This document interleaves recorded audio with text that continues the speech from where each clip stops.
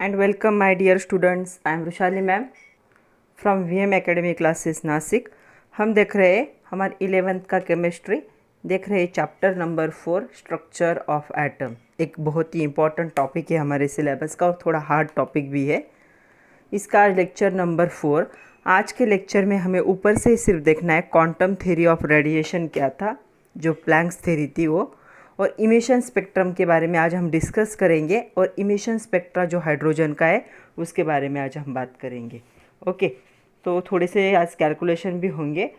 जो Bohr's model होगा hydrogen atom के लिए, उसमें अगर हो सका आज तो उस पर आज डिस्कस करेंगे, नहीं तो नेक्स्ट लेक्चर में उस पर डिस्कस करेंगे। ओके, तो चलो स्टार्ट करते हैं। Quantum theory of radiation, lecture number 4, chapter number 4, structure of atom, 11th chemistry with VM academy Nashik. तो क्वांटम थ्योरी को जानने से पहले आप लोगों को इलेक्ट्रोमैग्नेटिक स्पेक्ट्रम क्या होता है वो जान लेना बहुत ज़रूरी है, जो आपके टेक्स्ट बुक में नहीं दिया है। ओके, तो यहाँ से हम जान लेते हैं इलेक्ट्रोमैग्नेटिक स्पेक्ट्रा होता क्या है। लाइन इमिशन स्पेक्ट्रा दिया है आपके बुक में हाइड्रोजन के लिए, लेकिन जो इलेक्ट्रोमैग्नेटिक स्पेक्ट्रा है वो नहीं दिया है। तो उसको सबसे पहले हम समझ लेते हैं क्या है। आपके सामने एक डायग्राम दिख रहा होगा आपको, गैमा रे, एक्स रे, यूवी रे, ये जो बीच में दिखाया वो विजिबल रीजन है, infrared, microwave and the radio waves. तो इतने सारे क्या होते हैं, वेवलेंथ होते हैं इंक्रीज, इतने सारे क्या होते हैं, डिफरेंट टाइप एनर्जी के सोर्स ये डिफरेंट। ओके, तो उसमें से ये जो रीजन है ये रीजन विजिबल होता है, मतलब हमें आँखों से दिख सकता है। तो जो विजिबल रीजन है उसका रेंज होगा 400 नैनोमीटर वायलेट कलर से लेकर हम देख सकते हैं रेड कलर तक 750 नैनोमीटर तक। यहाँ पे मेंशन नहीं किया लेकिन आपकी बुक में मेंशन किया नोट्स में। तो क्या होगा electromagnetic spectrum? The arrangement of different type of electromagnetic radiation, ये अलग अलग इलेक्ट्रोमैग्नेटिक क्या है, रेडिएशन से, in order to increasing wavelength, इनकी इंक्रीजिंग वेवलेंथ के हिसाब से अगर इनको हम अरेंज करेंगे तो इसे हम क्या कहेंगे, इलेक्ट्रोमैग्नेटिक स्पेक्ट्रम कहेंगे। ओके, तो ये जो आपके सामने डायग्राम है ये इलेक्ट्रोमैग्नेटिक स्पेक्ट्रम है। Arrangement of different type of electromagnetic radiation in order to increase wavelength, इसे क्या कहेंगे हम, इलेक्ट्रोमैग्नेटिक स्पेक्ट्रम। तो हमें इतना ही पार्ट क्या होता है, विजिबल होता है। इसके आगे क्या या इसके नीचे के पार्ट हमें आंखों से नहीं दिख सकते। जब हमें रेनबो दिखता है तो उसमें इतना ही रेंज होता है, 400 से लेकर 750 नैनोमीटर तक। इसीलिए हमें वॉयलेट से लेकर रेड तक के क्या दिखते हैं, कलर के अलग अलग शेड्स दिखते हैं। तो कलर के शेड अलग अलग होते हैं, यहाँ पे मेंशन किए देखिए, violet, blue, green, yellow, orange and red. Okay, तो या इतने सारे क्या होंगे, शेड्स होंगे। तो इसमें शायद ब्लू और वॉयलेट के बीच में यहाँ पे इंडिगो होता है, वो यहाँ पे मेंशन नहीं किया है 7 नंबर का, तो इसके बीच में एक इंडिगो भी होगा। ऐसे 7 कलर जिसे रेनबो कहा जाता है। ओके, तो wavelength of visible radiation ranges from 400 nanometer from the violet colour to the 750 nanometer till the red colour. It is small portion of the electromagnetic spectrum. अगर पूरा इलेक्ट्रोमैग्नेटिक स्पेक्ट्रम को देखो यहाँ से तो इसका बहुत स्मॉल पोर्शन है जो हमें आँखों से क्या है, विजिबल है, जो आपको यहाँ पे दिख रहा है। Okay, infrared radiation on the side of the visible spectrum, तो इसके इस साइड में क्या है, इंफ्रारेड रेडिएशन है, और इस साइड में क्या है, अल्ट्रावायलेट रेडिएशन है। ओके, तो जो विजिबल स्पेक्ट्रम है ये किसके बीच में, it is in between the ultraviolet and the infrared reason के बीच का जो छोटा सा पार्ट है उसे हम क्या कहते हैं, विजिबल। उसकी वजह से हमें क्या दिखते हैं, ये 7 कलर दिखते हैं, 7 रेनबो, 7 जो कलर होते हैं रेनबो के वो। तो वॉयलेट के बाद यहाँ पे इंडिगो आता है, फिर blue, green, yellow, orange and red, और इसकी रेंज क्या होंगी, 400 नैनोमीटर टू 750 नैनोमीटर, वॉयलेट से लेकर रेड तक उतना ही हमें आँखों को दिखता है। तो इसको हम कहेंगे इलेक्ट्रोमैग्नेटिक स्पेक्ट्रम। अभी हम देखते हैं क्वांटम थ्योरी ऑफ रेडिएशन। तो देखो देखते हैं अभी क्वांटम थ्योरी ऑफ रेडिएशन। एकदम ऊपर से हमें सिर्फ इसका इंट्रोडक्शन है, ज़्यादा डिटेल में नहीं है क्योंकि ये बहुत हेवी टॉपिक है। ओके, तो जो मैक्स प्लैंक थे इन्होंने फॉरवर्ड की थी थ्योरी, उनके थ्योरी को ही कहा जाता है प्लैंक्स थ्योरी। उन्होंने एक्सप्लेन किया था ब्लैक बॉडी रेडिएशन। मैंने आप लोगों को कल ब्लैक बॉडी जो लास्ट लेक्चर था उसमें एक्सप्लेन किया था ब्लैक बॉडी का। अगर आयन को हम हीट कर रहे हैं, आयन मेटल को, तो पहले वो डल रेड होगा, फिर डार्क रेड होगा, और उसके बाद उसमें से इमिशंस निकलने लगेंगे, बाहर निकलने लगेंगी। हीट पहले वाइट होगी, उसके बाद ब्लू कलर की निकलने लगेगी। मतलब कोई भी सब्सटेंस को जब हम हीट करते हैं तो सबसे पहले वो क्या करता है, एनर्जी को एब्सॉर्ब कर लेता है, और एनर्जी एब्सॉर्ब होने के बाद उसी एनर्जी को ये क्या करता है, इमिट करता है। इसे हम क्या कहते हैं, इमिशन। ओके, तो ये जो आयन था, आयन का रॉड, उसे हीट किया हमने, तो पहले ये डल रेड कलर का हुआ, फिर वो रेड कलर का हुआ, फिर भी हीटिंग चालू थी।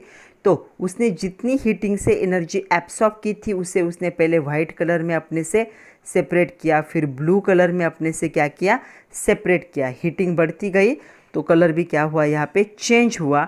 इसे हम क्या कहते थे, इसे कहा जाता था इलेक्ट्रोमैग्नेटिक स्पेक्ट्रम। ओके, तो ये टेम्परेचर, ये जो रेंज थी वाइट टू ब्लू की, तो वाइट टू ब्लू की मतलब बीच के भी कलर होंगे लेकिन हमें विजिबल नहीं थे वो, तो इसे क्या कहा गया, इलेक्ट्रोमैग्नेटिक स्पेक्ट्रम, जो अभी हमने डायग्राम में देखा वैसे। तो ऐसे कुछ आइडियल बॉडीज़ होते हैं, कोई आइडियल सब्सटेंस होते हैं, वो क्या करते हैं, उनका इमिट और एब्सॉर्ब करने का जो रेडिएशन एब्सॉर्ब करने की जो फ्रीक्वेंसी होती है वो क्या होती है, सेम होती है। Emit and absorb radiation at all frequency, मतलब चाहे फ्रीक्वेंसी कौन सी भी हो, आपका फ्रीक्वेंसी का रेंज कुछ भी हो, वो क्या करेंगे, हीट को एब्सॉर्ब करेंगे और हीट को क्या करेंगे, इमिट करेंगे। ऐसे जो बॉडी होंगे, ऐसे आइडियल बॉडी को हम क्या कहते हैं, ब्लैक बॉडी कहते हैं। तो इनका एक्सपेरिमेंट उसी ब्लैक बॉडी पे था। इसे कहा जाता है Planck's theory for the quantum theory of radiation. इनके हिसाब से क्या था, एनर्जी ऑफ इलेक्ट्रोमैग्नेटिक रेडिएशन, जो इलेक्ट्रोमैग्नेटिक रेडिएशंस हमने अलग अलग देखे अभी, अलग अलग इलेक्ट्रोमैग्नेटिक रेडिएशन होती है, जैसे कॉस्मिक रे, उसके बाद gamma ray, X ray, visible, ultraviolet, infrared, microwave, radio active wave, radio waves, ये सारे क्या है, इलेक्ट्रोमैग्नेटिक रेडिएशन से। इनकी जो एनर्जी होगी, ये एनर्जी किस पे डिपेंड होती है, उनके फ्रीक्वेंसी पे डिपेंड होती है, ना कि उनके एम्पलीट्यूड पे। फ्रीक्वेंसी, हमने कल के लेक्चर में ये डेफिनेशन भी देखे, frequency the number of waves that pass bye given point with in the 1 second. इतने नंबर ऑफ वेव क्या करते, पॉइंट को पास करते इन 1 सेकंड, उसे हम क्या कहते हैं, फ्रीक्वेंसी। एम्पलीट्यूड किसे कहा जाता था, एम्पलीट्यूड का मीनिंग क्या था, एम्पलीट्यूड भी हमने देखा था, द हाइट ऑफ क्रिस्ट, मतलब ये जो था, ये जो हाइट थी इसे हम क्या कहते थे, एम्पलीट्यूड। तो प्लैंक के थ्योरी के हिसाब से जो इलेक्ट्रोमैग्नेटिक रेडिएशन थे उनकी जो एनर्जी थी वो किस पे डिपेंड थी, फ्रीक्वेंसी पे डिपेंड थी, एम्पलीट्यूड पे डिपेंड नहीं थी। इसे क्या कहा जाता है, क्वांटम थ्योरी ऑफ रेडिएशन। तो इसी थ्योरी में उन्होंने एक और बात बताई, the smallest quantity of energy, जो छोटी से छोटी क्वांटिटी होगी एनर्जी की, जो क्या होगी, इमिट होगी और एब्सॉर्ब्ड होगी। एक तो क्या होगी, पहले एक तो एब्सॉर्ब्ड हो सकती है या फिर इमिट हो सकती है, इन the form of electromagnetic radiation, जो इलेक्ट्रोमैग्नेटिक रेडिएशन है उनके फॉर्म में, तो उसे क्या कहा गया, उसे कहा गया क्वांटम। तो क्वांटम क्या है, the smallest quantity of energy that can be emitted or absorbed in the form of electromagnetic radiation is known as quantum। बहुत बार एग्जाम में क्वेश्चन आता है for 2 marks, what is quantum, तो आपको सिर्फ इतना ही लिखना है, the smallest quantity of energy that can be emitted और absorb in the form of electromagnetic radiation is called quantum. जब किसी भी सब्सटेंस को हम हीट करते हैं तो ये पहले एनर्जी को एब्सॉर्ब करता है, फिर अपने से एनर्जी को बाहर इमिट करता है, और जब स्मॉलेस्ट क्वांटिटी होगी इस एनर्जी की, उसे क्या कहा जाएगा, क्वांटम कहा जाएगा। तो इन्होंने इन एनर्जी को टर्म यूज़ की E, and each quantum of radiation क्या होगा, directly proportional, energy is directly proportional to किसके लिए होगी, फ्रीक्वेंसी के लिए। तो energy is directly proportional to frequency, क्योंकि इन्होंने पहले ही बताया था कि ये एम्पलीट्यूड पे डिपेंड नहीं है, किस पे डिपेंड होगा, फ्रीक्वेंसी पे डिपेंड होगा। तो इन्होंने ये बताया कि जो एनर्जी होगी, एब्सॉर्ब्ड होगी या इमिट होगी, ये किसके प्रोपोर्शन में होगी, फ्रीक्वेंसी के। मतलब जितनी ज़्यादा एनर्जी उतनी ज़्यादा फ्रीक्वेंसी, जितनी कम एनर्जी उतनी कम फ्रीक्वेंसी। फिर ये प्रोपोर्शनल का साइन निकालने के लिए उन्होंने कांस्टेंट लिया, उस कांस्टेंट का नाम उन्होंने दिया प्लैंक्स कांस्टेंट। यहाँ पे जो h है बहुत बार आपको फिजिक्स में भी यूज़ करना है और हमें केमिस्ट्री में भी यूज़ करना है। तो एच को कहा जाता है प्लैंक्स कांस्टेंट, क्योंकि उन्होंने अपने इस क्वांटम थ्योरी में उसे यूज़ किया था और उसकी एक फ़िक्स वैल्यू है। उसकी फ़िक्स वैल्यू कैलकुलेट करने के लिए एक बहुत बड़ी थ्योरी है आपकी फ़िज़िक्स में, आपके सिलेबस में है या नहीं मुझे पता नहीं, लेकिन ये जो है प्लैंक्स कांस्टेंट इसकी वैल्यू फिक्स है 6.626 इंटू 10⁻⁻34 जूल सेकंड, पर सेकंड नहीं है, जूल सेकंड। ये आपको क्या करना है, याद रखना है प्लैंक्स कांस्टेंट। और कभी कभी आपके जो होते हैं क्वेश्चन पेपर उसमें ऑलरेडी दिया होता है H Planck's constant and value 6.626 into 10⁻⁻34 joule पर सेकंड। तो यहाँ से हमें ये फॉर्मूला मिला कि एनर्जी क्या होगी is equal to Planck's constant into frequency. Next आपके टेक्स्ट बुक का क्वेश्चन है, the parameters of blue and red light are 400 nanometer and 750 nanometer. जब भी नैनोमीटर में होगी तो वेवलेंथ होगी। Which of these two is the higher energy. Okay, अभी हमने एनर्जी का फॉर्मूला देखा अकॉर्डिंग टू द प्लैंक, क्या था, E is equal to Planck's constant into mu. But हमें म्यू का फॉर्मूला पता है, speed of light upon the wavelength. तो ये वैल्यू म्यू की यहाँ पे पुट की तो हमें मिला E is equal to HC upon lambda. तो हमारे पास ब्लू के लैम्बडा की वैल्यू है 400 और रेड के लैम्बडा की वैल्यू है 750। तो दोनों में से किसकी वैल्यू यहाँ पे पुट करने के बाद इसकी वैल्यू इंक्रीज़ होगी, दोनों में से किसको ये इंक्रीज़ करेगा। या फिर आप एक कर सकते हो, प्लैंक्स कांस्टेंट यहाँ पे डालो, उसके बाद जो स्पीड ऑफ लाइट है वो भी आपको यहाँ पे डालो और लैम्बडा की वैल्यू डालो और कैलकुलेट करो। या फिर कैलकुलेट करने की ज़रूरत नहीं, जो नीचे अगर ज़्यादा वैल्यू आती है तो ये क्या होगा, इसका जो अमाउंट है कम हो जाएगा। नीचे अगर कम वैल्यू आती है तो इसका अमाउंट क्या होगा, हाइयर होगा। तो जो एनर्जी होगी ब्लू लाइट के लिए ज़्यादा होगी और रेड लाइट के लिए क्या होगी, यहाँ पे कम होगी। चाहिए तो आप लोग कैलकुलेट करके देख सकते हो। एनीथिंग अपॉन 750 तो यहाँ पे वैल्यू कम आएगी, डिक्रीज आएगी। एंड एनीथिंग डिवाइड बाय 400 तो यहाँ पे वैल्यू क्या आएगी, मोर आएगी। तो यहाँ पे एनर्जी ब्लू लाइट की ज़्यादा होगी और रेड लाइट की क्या होगी, कम होगी। तो इसे कैसे लिख सकते हैं हम, देखो इसे ऐसे लिखेंगे, 400 nanometer and 700 nanometer are the wavelength of blue and red lights respectively. Energy of radiation is given by expression E is equal to H mu, where mu is frequency. Radiation is related to wavelength by expression, तो mu is equal to क्या, E is equal to क्या होगा, HC upon lambda. Therefore shorter the wavelength of lambda larger the frequency. जितना short wavelength होगा मतलब कम value होगी उतनी energy ज़्यादा होगी, इसीलिए जो ब्लू लाइट होगा उसकी एनर्जी हाइयर होगी as compared to the red light. तो चलो अभी हमें देखना है इमिशन स्पेक्ट्रम होता क्या है। इसका मैंने आप लोग को थोड़ा सा हिंट पहले भी दिया है। व्हेन सब्सटेंस इज इरेडिएटेड, मतलब किसी भी सब्सटेंस पे जब हम रेडिएशन पास करते हैं, हीट भी पास की तो भी रेडिएशन पास होते हैं।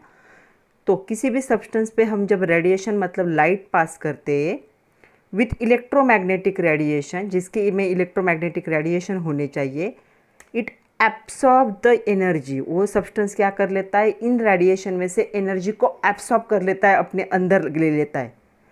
फिर जो एटम्स होंगे, मॉलिक्यूल्स होंगे या आयंस होंगे, इन पे अगर हमने रेडिएशन किया तो ये क्या कर लेंगे, हीट को, एनर्जी को क्या कर लेंगे, एब्सॉर्ब कर लेंगे।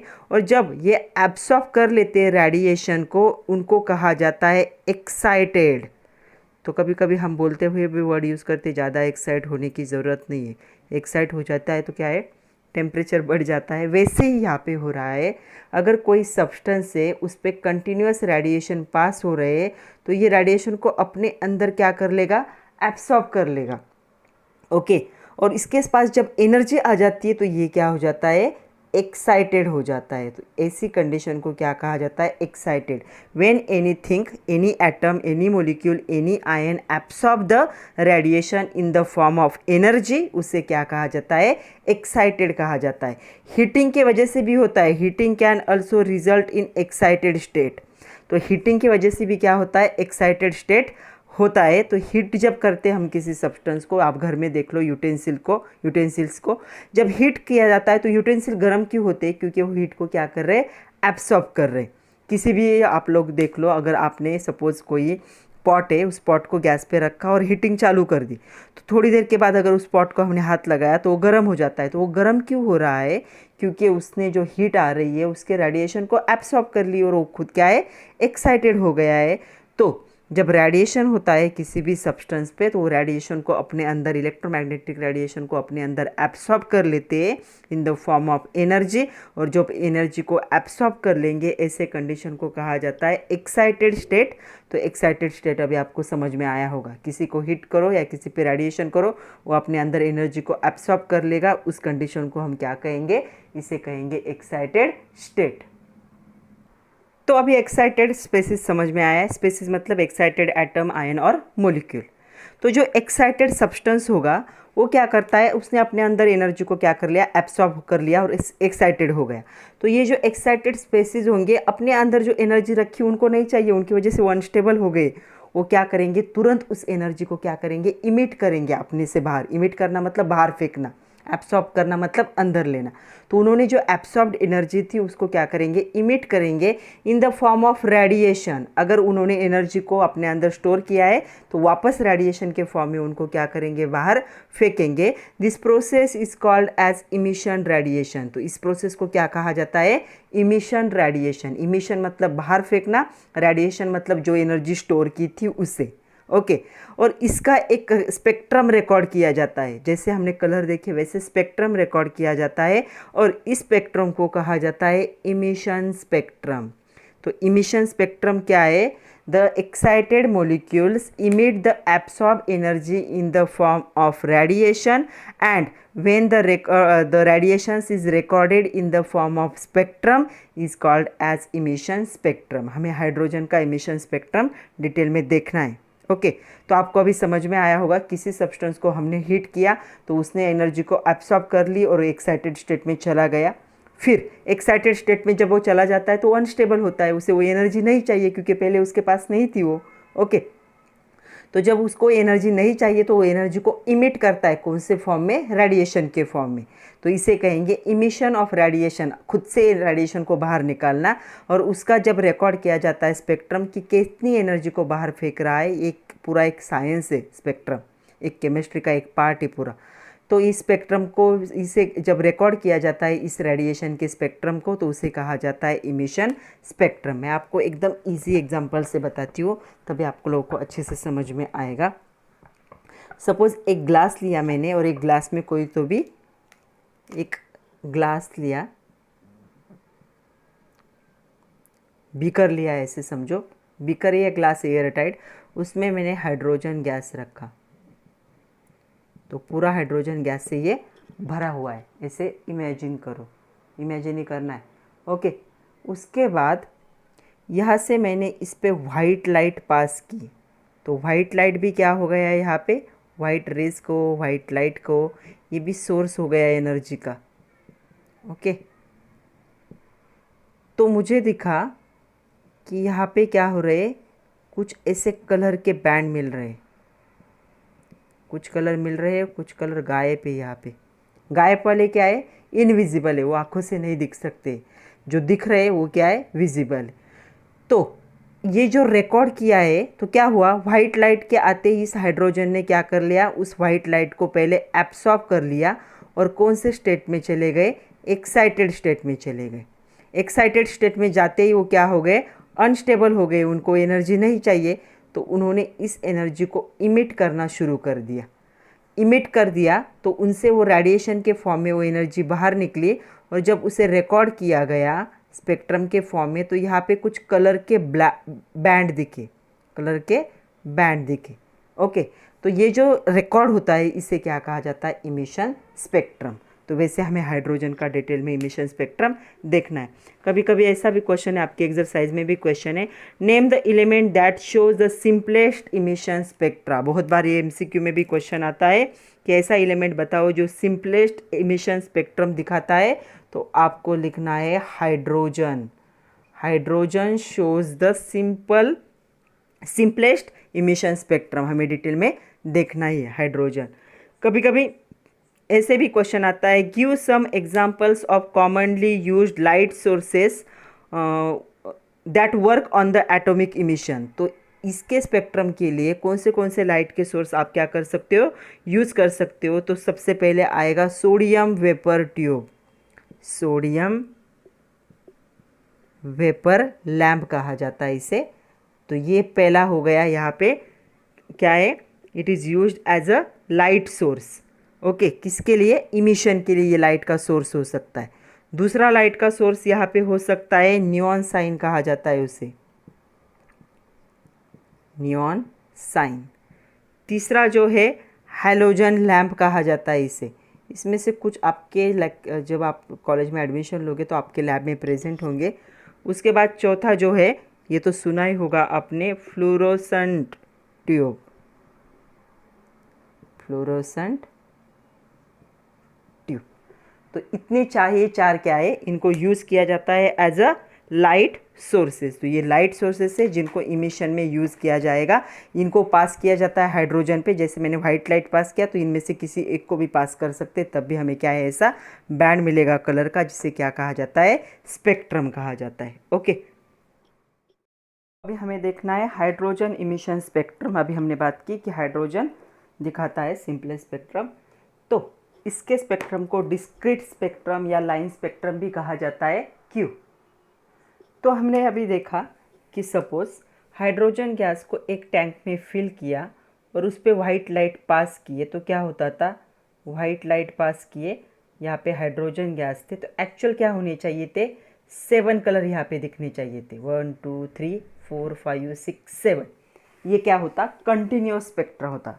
कंटिन्यूस मतलब जितने कलर होते हैं विजिबल रीजन में, वो सारे कलर यहाँ पे क्या होने चाहिए थे, दिखने चाहिए थे। लेकिन क्या हो रहा है यहाँ पे, ये सारे कलर यहाँ पे दिख नहीं रहे। कुछ कलर यहाँ पे डोमिनेंटली दिख रहे हैं, कुछ कलर थोड़े से कम दिख रहे हैं, और कुछ कलर डायरेक्ट यहाँ पे क्या हो गए, गायब हो गए। मतलब जो 7 कलर थे विजिबल रीजन के, जो अभी हमने देखा था इलेक्ट्रोमैग्नेटिक इमिशन में, तो 7 जो कलर थे, वो 7 कलर में से कुछ कलर एकदम डोमिनेंटली ज़्यादा दिख रहे थे और कुछ कलर क्या थे, यहाँ पे गायब थे। मतलब ये जो स्पेक्ट्रा मिल रहा है हाइड्रोजन का, वो कैसा है, डिसकंटिन्यूअस है। कैसा है, डिसकंटिन्यूअस। डिसकंटिन्यूअस मतलब सारे कलर यहाँ पे नहीं है, कुछ कलर यहाँ पे क्या हो चुके, गायब हो चुके 7 कलर में से।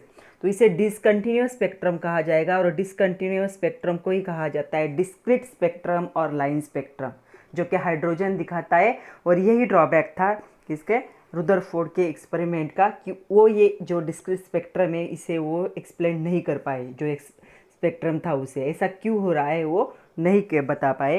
तो इसका नेक्स्ट जो लेक्चर होगा, हमारा नेक्स्ट वीडियो, उसमें हमें देखना है बोहर्स थ्योरी। तो बोहर्स एटॉमिक मॉडल और Bohr's model for the hydrogen atom, तब हम देखेंगे कि वो ऐसा क्यों हो रहा है। वैसे भी हम सबको पता है कि एटम जो होता है स्पेरिकल होता है नेचर में।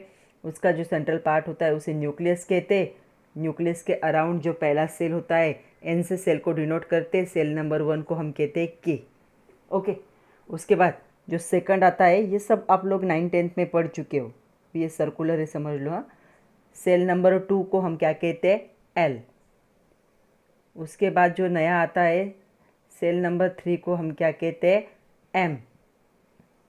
उसके बाद जो आता है सेल नंबर, उसे हम क्या कहते हैं, एन कहते हैं। ओके, तो किसी भी एटम को, आयन को या मॉलिक्यूल को हम हीट करते हैं तो उसमें क्या प्रेजेंट होते हैं, एटम्स प्रेजेंट होते हैं। एटम्स प्रेजेंट होते हैं मतलब उनके जो सेल होते हैं वहाँ पे इलेक्ट्रॉन्स प्रेजेंट होते हैं। आगे चल के हमें देखना ही है के में कितने इलेक्ट्रॉन्स होते हैं, 2 इलेक्ट्रॉन्स। एल में कितने इलेक्ट्रॉन्स होते हैं, यहाँ पे 8 इलेक्ट्रॉन्स। एम में कितने इलेक्ट्रॉन्स होते हैं, यहाँ पे 18 इलेक्ट्रॉन्स। एन में कितने इलेक्ट्रॉन्स होते हैं, बाद में मैं बताऊँगी ये कैसे और क्यों आ रहे हैं इसी चैप्टर में, लेकिन अभी इतना याद रखो सिर्फ। तो यहाँ पे क्या है, ये जो सेल्स होते हैं, सेल अलग अलग अराउंड द न्यूक्लियस, जिसे ऑर्बिट भी कहा जाता है, उसमें इलेक्ट्रॉन्स प्रेजेंट होते हैं। और जैसे हम किसी सब्सटेंस को हीट करते हैं, तो यहाँ पे हीट करने से जो रेडिएशंस आते हैं, वो इलेक्ट्रॉन्स इन रेडिएशन को क्या कर लेते हैं, एब्जॉर्ब कर लेते हैं। जैसे रेडिएशन को इन इलेक्ट्रॉन ने एब्जॉर्ब कर लिए, तो इनकी एनर्जी बढ़ जाती है। तो इनकी एनर्जी बढ़ जाती है, तो ये क्या था, इनका ऑर्बिट था। Electrons always revolve around nucleus in fix circular path and they have definite energy. उनके पास एक फिक्स अमाउंट ऑफ एनर्जी होती है, तभी यहाँ पे वो क्या कर सकते हैं, रिवॉल्व कर सकते हैं। ऐसा किसने कहा था, बोहर ने कहा था। बोहर ने कहा था कि हर इलेक्ट्रॉन के पास एक स्पेसिफिक एनर्जी होती है और स्पेसिफिक एनर्जी के हिसाब से वो क्या है, अलग अलग ऑर्बिटल में क्या होते हैं, रिवॉल्व होते हैं अराउंड द न्यूक्लियस। जैसे ही यहाँ से रेडिएशन आए और इस इलेक्ट्रॉन्स ने इलेक्ट्रॉन एनर्जी को एब्जॉर्ब कर लिया तो इसकी एनर्जी बढ़ गई, तो ये कि इस सेल में रह सकते हैं क्या, नहीं, इस सेल से ज़्यादा एनर्जी हो गई। तो एक्साइटेड स्टेट की वजह से उन्होंने क्या किया, इस एनर्जी लेवल में जंप किया। आ रहा है समझ में? जैसे ही सब्सटेंस को हम हीट करते हैं एक्साइटेड स्टेट में जाता है, मतलब क्या है, जो इलेक्ट्रॉन्स होते हैं अपना ओरिजिनल ऑर्बिटल छोड़ के वो क्या करेंगे, बाहर के ऑर्बिटल में चले जाएंगे। तो इसे हम क्या कहते हैं, इसे हम कहते हैं इमिशन। ओके, तो एक्साइटेड स्टेट में यहाँ पे चले गए, लेकिन यहाँ पे जाने के बाद वो स्टेबल नहीं है, तो क्या करते, वो वापस क्या करते, अपनी अपनी पोजीशन पे आते।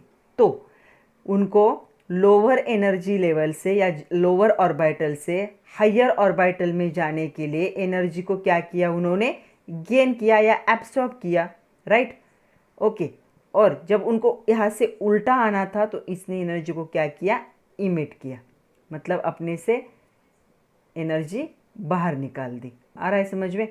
अगर यहाँ पे थे, जैसे ही हीट मिली एनर्जी को एब्सॉर्ब किया, एनर्जी ज़्यादा हो गई, एक्साइटेड स्टेट में चले गए और जंप कर दिया आउटर एनर्जी लेवल में, और आउटर एनर्जी लेवल में आने के बाद वो अनस्टेबल लगने लगे, फिर से लोअर एनर्जी में जाने के लिए एनर्जी को क्या कर दिया, उन्होंने बाहर निकाल दिया। इसे तो हम क्या कहते हैं, इमिशन कहते हैं। तो इसे हम क्या कहेंगे, इमिशन स्पेक्ट्रम। ये क्या कर रहे हैं, एनर्जी को इमिट कर रहे हैं। आ रहा है समझ में? तो मतलब इलेक्ट्रॉन यहाँ से यहाँ पे जंप कर रहा था, तब क्या मिल रही थी, यहाँ पे एक एनर्जी वाली वेव मिल रही थी, जो हमने वेव दिखे थे वैसे।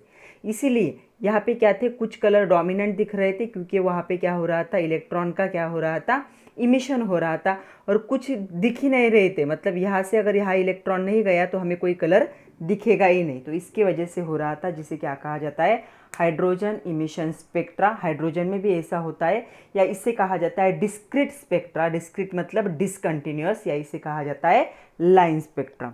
तो अभी हमें देखना है line spectrum for the hydrogen atom.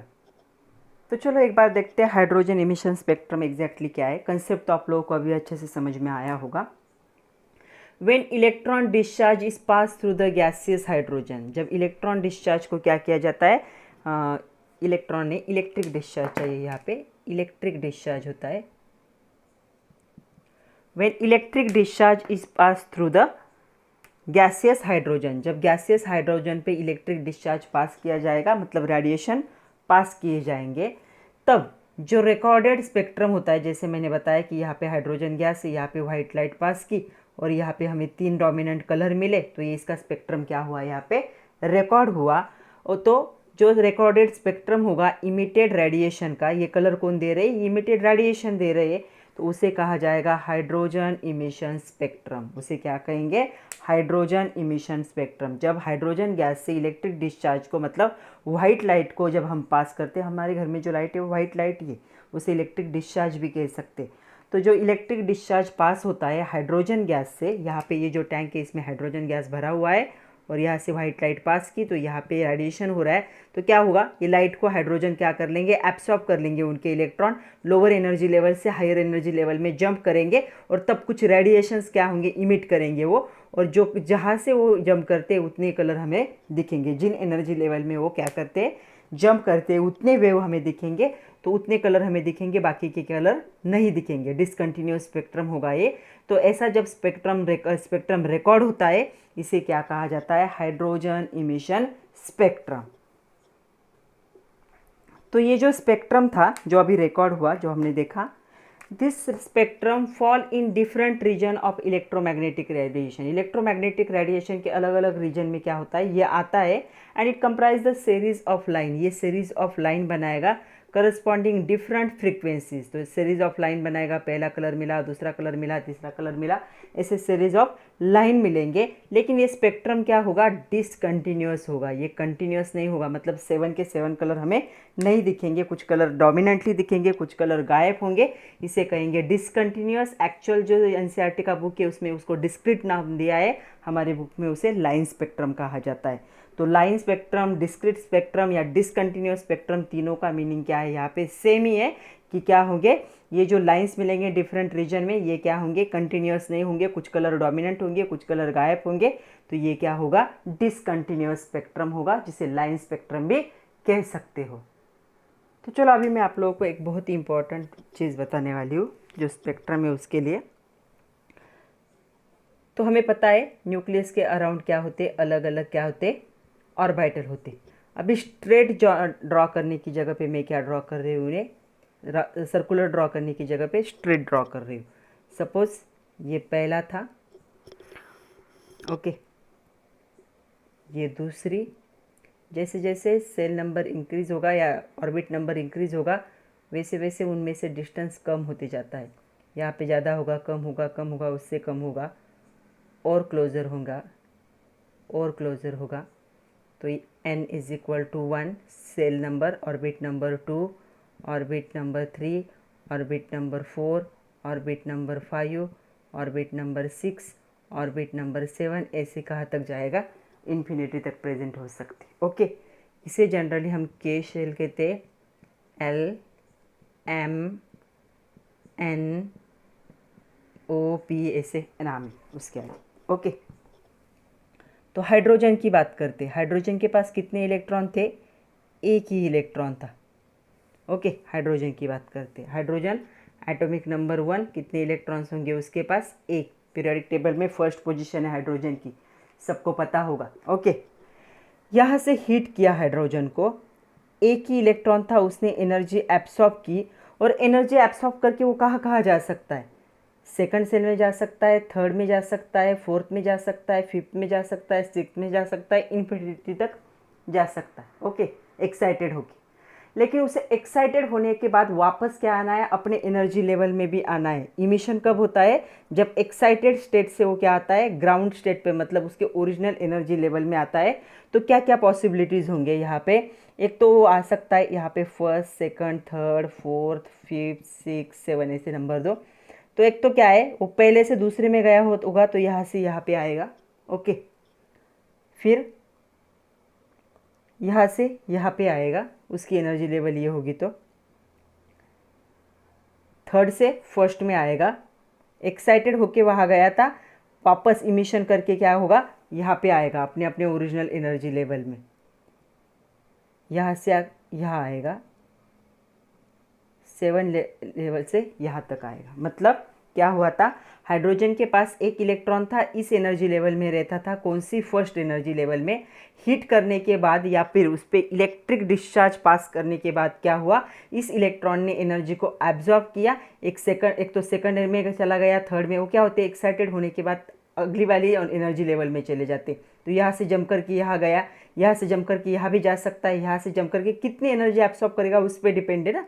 यहाँ से यहाँ पे भी जा सकता है, यहाँ से यहाँ पे भी जा सकता है, यहाँ से यहाँ पे भी जा सकता है, इतने पॉसिबिलिटीज़ है।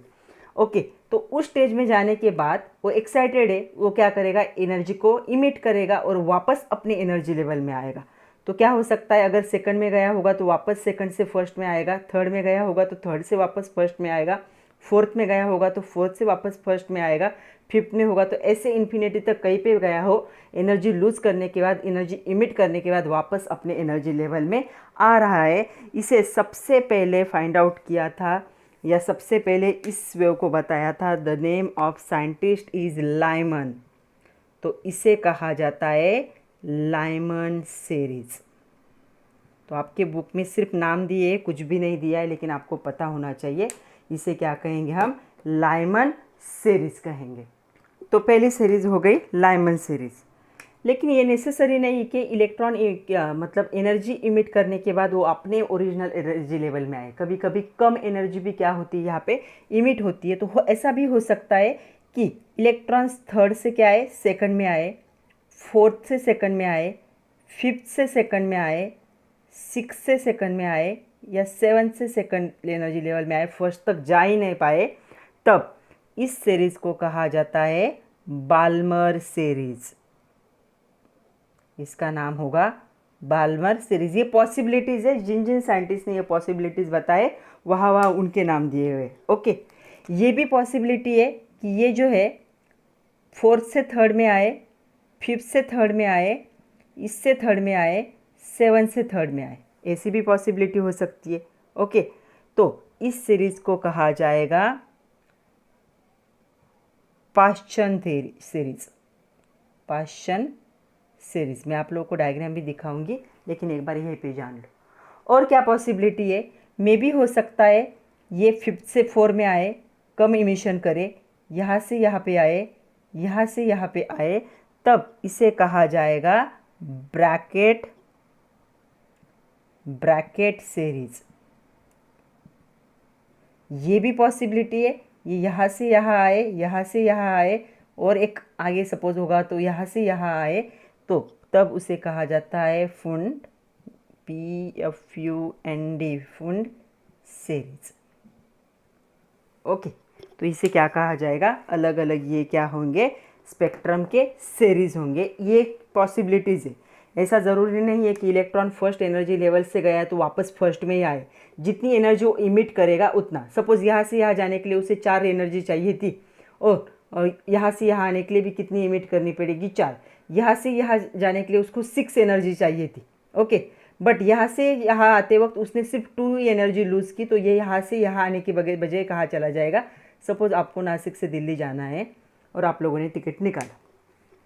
ओके, तो नासिक से दिल्ली गए आप, तो यहाँ नासिक से दिल्ली चले गए। वापस आते वक्त आपने टिकट कहाँ तक का निकाला, सपोज़ आपने टिकट सिर्फ बॉम्बे तक निकाला, तो क्या होगा, यहाँ से आप सिर्फ बॉम्बे तक आ पाओगे, क्योंकि आपने उतने क्या किए, स्पेंड किए। वैसे इन्होंने जितने इमिशन किया एनर्जी का, वहाँ तक ही पहुँच सकते, उनके एक्चुअल डेस्टिनेशन तक वो पहुँच नहीं सकते। तो ये अलग अलग जो सीरीज़ थे, अलग अलग पॉसिबिलिटीज़ थे, ये अलग अलग साइंटिस्ट ने दिए फॉर हाइड्रोजन।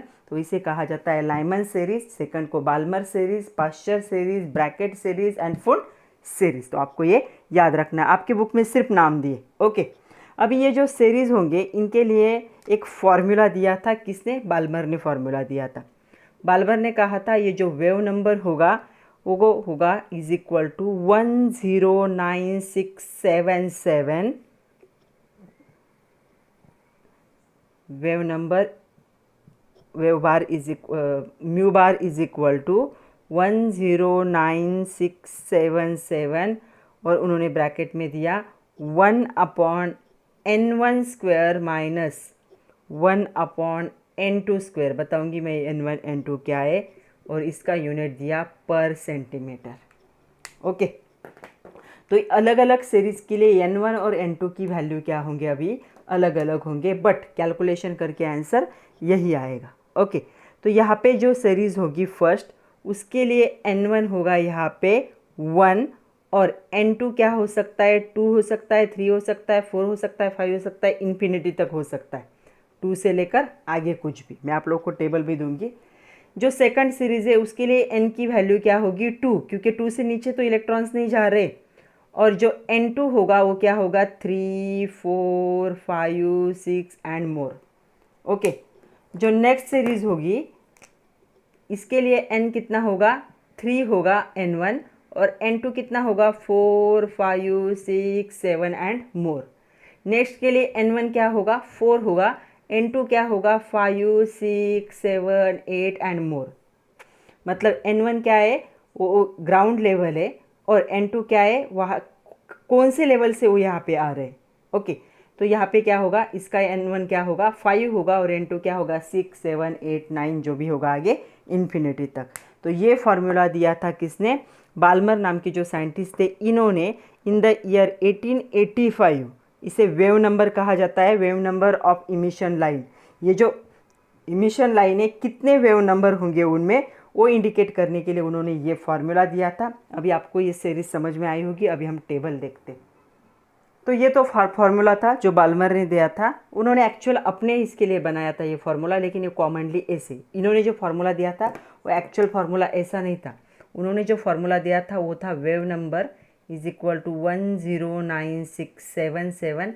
यहाँ पे दिखेगा कि आप लोगों को 1 अपॉन उनका n1 था 2 स्क्वायर माइनस 1 अपॉन उन्होंने दिया था यहाँ पे n2 स्क्वायर। मतलब 3 स्क्वायर ले लो, 4 स्क्वायर ले लो, 5 स्क्वायर ले लो, जो भी n2 आप ले सकते हो, वह जहाँ से इलेक्ट्रॉन रिटर्न हो रहा है सेकंड सेल में। ओके, यहाँ पे वो जो लिखा है 109677, ये कांस्टेंट है, इसे कहा जाता है रेडबर्ग्स कांस्टेंट।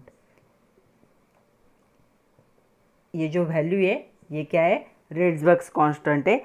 ये कैसे आई है उसको समझने के लिए बहुत दिमाग की ज़रूरत है और बहुत अंदर तक घुसना पड़ेगा क्वांटम में, हमें इतना नहीं है, आप लोग सिर्फ फार्मूला लर्न कर लो। ओके, तो ये जो नंबर है इसे कहा जाता है रेडबर्ग्स कांस्टेंट फॉर हाइड्रोजन, जिसे RH भी कहा जाता है, R⁻h। ये वैल्यू कांस्टेंट होती है हाइड्रोजन के लिए।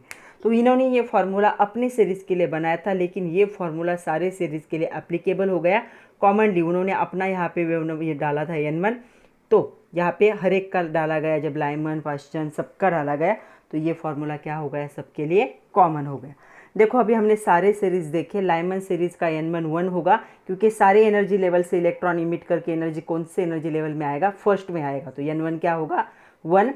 N2 कुछ भी हो सकता है टिल इन्फिनिटी, इन्फिनिटी तक कुछ भी हो सकता है। ये रीजन कौन सा होता है, ultra violet. Balmer series N1 की वैल्यू होगी 2, N2 की वैल्यू होगी 3 4 5, ये कौन सा रीजन होगा, विजिबल। फास्टन N1 होगा 3 4 5 6, N2 कुछ भी हो सकता है टिल इन्फिनिटी, ये कौन सा रीजन होगा, इसे कहा जाता है इंफ्रारेड IR रीजन।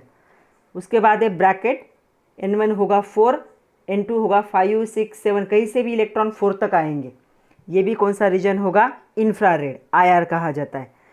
उसके बाद है फुंड, इनका जो N1 होगा वो 5th होगा, मतलब कौन से भी एनर्जी लेवल से, हायर एनर्जी लेवल से इलेक्ट्रॉन कहाँ तक पहुँचेंगे, 5th तक ही पहुँचेंगे, और इनका भी रीजन क्या होगा, IR होगा। तो ये आप लोग को क्या करना है, ये टेबल याद रखना है। और यहाँ पे ये जो होता है कांस्टेंट उसे कहा जाता है रेडबर्ग्स कांस्टेंट फॉर हाइड्रोजन। ये फॉर्मूला बाल्मर ने ऐसे दिया था उनके नंबर के लिए, लेकिन ये कॉमनली सबके लिए एप्लीकेबल हो गया।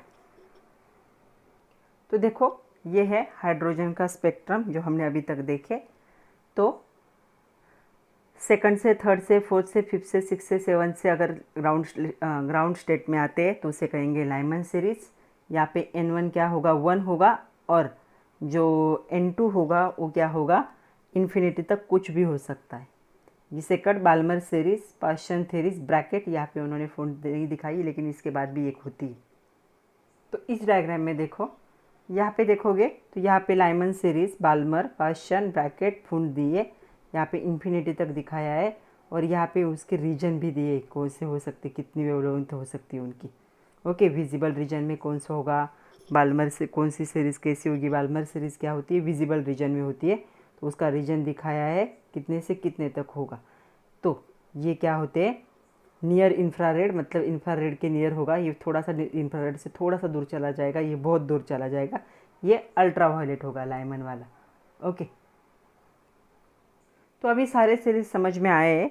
तो चलो यहाँ पे एक डायग्राम दी है और उस पर से कुछ क्वेश्चन है, आप लोगों को क्वेश्चन बताती हूँ मैं और आंसर भी बताती हूँ। पहला क्वेश्चन है, इज़ द स्पेक्ट्रम कंटिन्यूस, क्या ये कंटिन्यूस स्पेक्ट्रम है जो डायग्राम में दिखाया है हाइड्रोजन वाला, तो क्या ये कंटिन्यूस है। यहाँ पे देखो बीच के कुछ गायब है, यहाँ पे दिख रहे कुछ लाइन्स, यहाँ पे लाइन्स दिख रहे, बीच के लाइन गायब है, कंटिन्यूस है ये, no.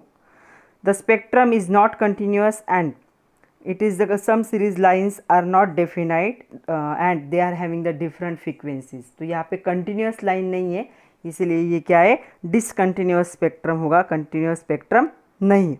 Second question, in which region of electromagnetic radiation does the Paschen series belong।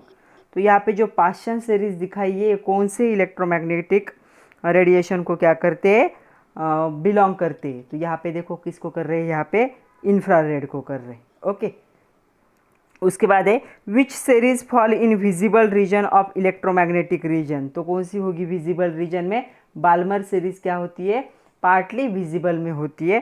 तो आप लिखोगे Balmer series fall in partly in visible region of electromagnetic radiation. तो इस पे ऐसे भी कभी कभी क्वेश्चन आते हैं, आपके टेक्स्ट बुक में ऐसा क्वेश्चन दिया है।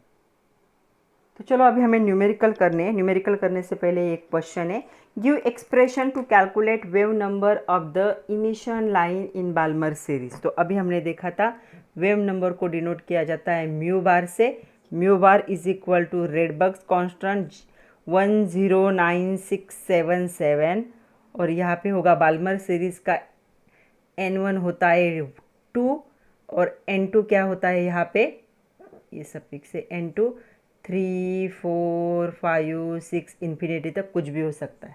तो मैंने यहाँ पे लिखा 1/2² माइनस 1/n, तो अभी पता नहीं हमें, इसलिए हम n² ही लिखेंगे उसे, और इसका यूनिट होगा पर सेंटीमीटर। वेयर यहाँ पे मैं लिख रही हूँ n क्या होगा, n2 क्या होगा यहाँ पे 3, 4, 5, 6 एंड मोर। तो ये फॉर्मूला यूज़ किया जाएगा। तो चलो अभी कुछ क्वेश्चंस करने हमें। पहला क्वेश्चन है हमारे पास, visible light has wavelength region from 400 nanometre violet to 750 nanometre red, express this wavelength in terms of frequency. Hertz में हमें इसे कन्वर्ट करना है, और उन्होंने क्या दिया है, 1 nanometer is equal to 10⁻⁹ meter is given. तो चलो एक के लिए मैं करती हूँ, एक लोग के लिए आप लोग खुद करोगी। ओके, तो यहाँ पे पहला मुझे पता है वेवलेंथ है लैम्बडा, कितना दिया है 400 नैनोमीटर। ओके, फ्रीक्वेंसी को मैं यहाँ पे इसे 1 कंसिडर करती हूँ क्योंकि 2 बार करना है ना, तो यहाँ पे मैं हाफ पार्ट कर देती हूँ। यहाँ पे फ्रीक्वेंसी मतलब क्या करना है, यहाँ पे हमें निकालना है μ1, तो μ1 कितना होगा। ओके, तो क्या फॉर्मूला है म्यू का, mu is equal to C upon lambda. Okay, यहाँ पे देखो c की वैल्यू कितनी होती है 3.0 इंटू 10⁸ मीटर पर सेकंड, और लैम्बडा कितना दिया है यहाँ पे 400 नैनोमीटर, लेकिन इसे हमें कन्वर्ट करना पड़ेगा। म्यू को मैं यहाँ लिखती हूँ, इसे कन्वर्ट करना पड़ेगा इनटू द सेंटीमीटर, तो ये हो जाएगा 400 इंटू 10⁻⁹ मीटर, सॉरी। तो यहाँ पे दिया है, वैसे मैंने यहाँ पे कन्वर्ट कर लिया, तो यहाँ पे मैंने वो लिया 400 इंटू 10⁻⁹। जब इसे हम सिंप्लीफाई करेंगे तो हमें क्या मिलेगा, यहाँ पे ये मिलेगा, हर्ट्ज में ही होगा, तो इसे सिंप्लीफाई करेंगे तो ये ऊपर चला जाएगा, यहाँ पे ये कैंसिल हो जाएगा 0 0, तो यहाँ पे आंसर आएगा, आप लोग खुद कैलकुलेट करो, 7.50 इंटू 10⁻14, और इसका यूनिट क्या होगा, हर्ट्ज होगा। तो यहाँ पे हमें मिला है, पहले की फ्रीक्वेंसी इतनी मिली। ओके, इसे सिंप्लीफाई कैसे करोगे, अभी यहाँ पे मैं दिखाती हूँ आप लोगों पर, एक बार फिर कट कर दूँगी। 10⁸ है। ओके, नीचे 10⁻⁹ था, ऊपर आके प्लस हो जाएगा, डिवाइड बाय 400, तो क्या होगा 3/400 इंटू 10⁸8 + 8 16 + 1 कितना हो जाएगा 17। इसके 2 निकाल दो और इसमें से 2 सेपरेट कर लो, तो ये कितना हो जाएगा 15, ये 2 0 निकाल दो, तो इतना तो सिंप्लीफाई कर सकते हो। ये कितना आएगा 0.750 इंटू 10⁻15, और मैंने आप लोगों को एक्सपोनेंशियल पढ़ा है, ये क्या आएगा 0.5 इंटू 10⁻0 रहने दो, 10 कितना होगा 14। सिंप्लीफाई करना है इसे। ओके, उतना तो आप लोग कर सकते हो। सेकंड का देखो क्या होगा, लैम्बडा 2 है हमारे पास, कितना है यहाँ पे 750 नैनोमीटर, उसे भी कन्वर्ट कर लो, 750 इंटू 10⁻⁹ मीटर। हमें फ्रीक्वेंसी बार नहीं है, फ्रीक्वेंसी को क्या करना है, μ2 को कैलकुलेट करना है। क्या फॉर्मूला होगा, μ2 इज इक्वल टू सी कितना है 3.0 इंटू 10⁸8 डिवाइड बाय कितना है 750 इंटू 10⁻⁹। वापस वैसे ही क्या करना है, सिंप्लीफाई करना है, और यहाँ पे हमें आंसर मिलेगा 4.00 इंटू 10⁻14 हर्ट्ज। तो दोनों भी क्या हो चुके, वेवलेंथ फ्रीक्वेंसी में कन्वर्ट हो चुके। यहाँ पे इसका यूनिट मीटर है। सेकंड क्वेश्चन क्या है देखो, yellow light emitted from the lamp has wavelength 780 nanometer, find frequency of this light. तो इस लाइट की हमें क्या करनी है, फ्रीक्वेंसी फाइंड आउट करनी। ओके, तो फ्रीक्वेंसी एंड वेव नंबर भी हैं, फ्रीक्वेंसी एंड वेव नंबर दोनों भी फाइंड आउट करने, मैंने आधा ही देखा। तो चलो क्या क्या दिया है, हमें दिया है यहाँ पे लैम्बडा कितना दिया है 580 नैनोमीटर। इसे हम कन्वर्ट कर लेते हैं 580 इंटू 10⁻⁹ मीटर, क्योंकि हमें पता है अभी तो ये एक न्यूमेरिकल सॉल्व किया। ओके, इतना ही दिया है। हमें क्या फाइंड आउट करना है, फ्रीक्वेंसी फाइंड आउट करनी है और म्यू बार मतलब वेव नंबर भी फाइंड आउट करना है। तो पहला हमारे पास क्या फॉर्मूला है, frequency is equal to C upon lambda.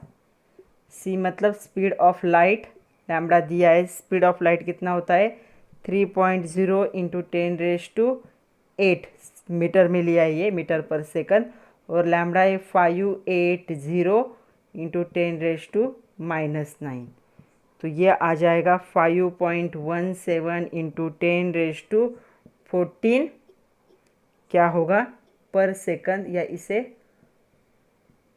Hertz भी कह सकते हो। ओके, अभी हमें सेकंड क्या निकालना है, दिख रहा है क्या?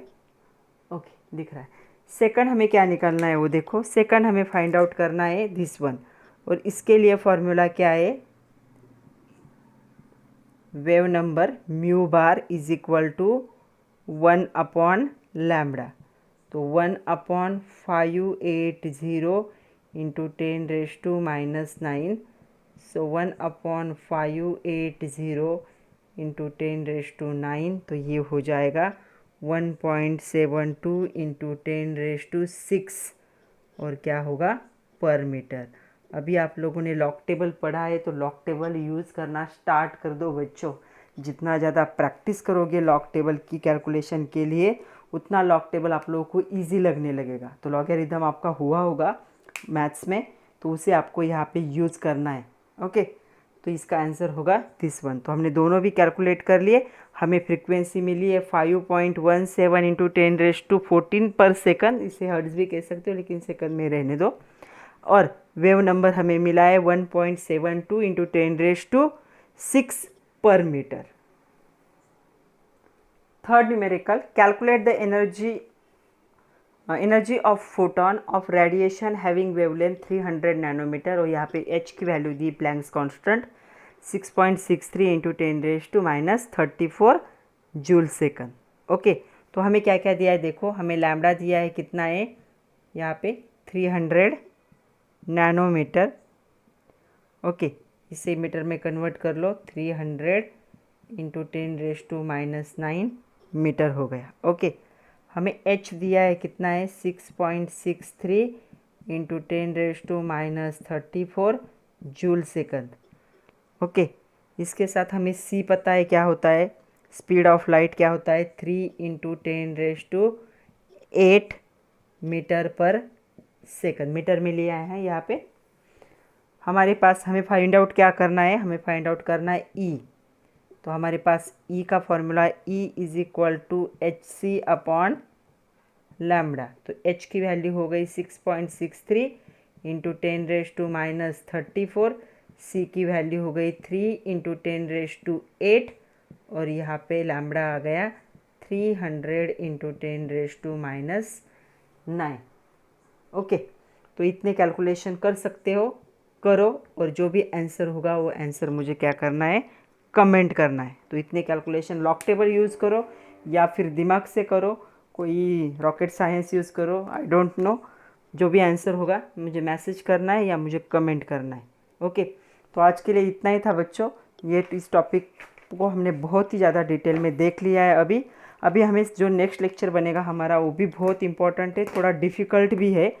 उसमें हमें बोहर्स मॉडल देखना है फॉर हाइड्रोजन एटम। अभी आइंस्टाइन के लेवल की बातें करना शुरू हो जाएगा। तो आगे नेक्स्ट जो लेक्चर होगा वो थोड़ा सा डिफ़िकल्ट टॉपिक है, पहले बता रही हूँ। मैं कोशिश करूँगी कि इजी वे में उसे थोड़ा सा बताऊँ, लेकिन ये चैप्टर थोड़ा सा क्वांटम से रिलेटेड है। तो क्वांटम के बारे में आइंस्टाइन ने एक बार ये कहा था कि जिसने कहा कि मुझे क्वांटम समझ में आया है, तो वो दो तरह का इंसान हो सकता है, एक तो पागल, एक तो या फिर एक तो बेवकूफ़ हो सकता है। मतलब एक को लगेगा कि मैंने सारा नॉलेज एक्वायर कर लिया, और एक को लगेगा कि मुझे सब कुछ पता है।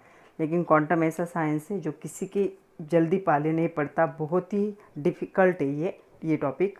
जो केमिस्ट्री से रिलेटेड है, क्वांटम थ्योरी। तो उसका सिर्फ ऊपर से हमारे सिलेबस में थोड़ा थोड़ा पार्ट है जो रिलेटेड है एटॉमिक स्ट्रक्चर से, उतना ही, तो हम उतना ही देखेंगे। लेकिन जो बोर्स थ्योरी होंगी उसे हम अच्छे से डिटेल में देखेंगे। Bourse theory of hydrogen atom, उसके पोस्टुलेट सब कुछ जानेंगे नेक्स्ट लेक्चर में।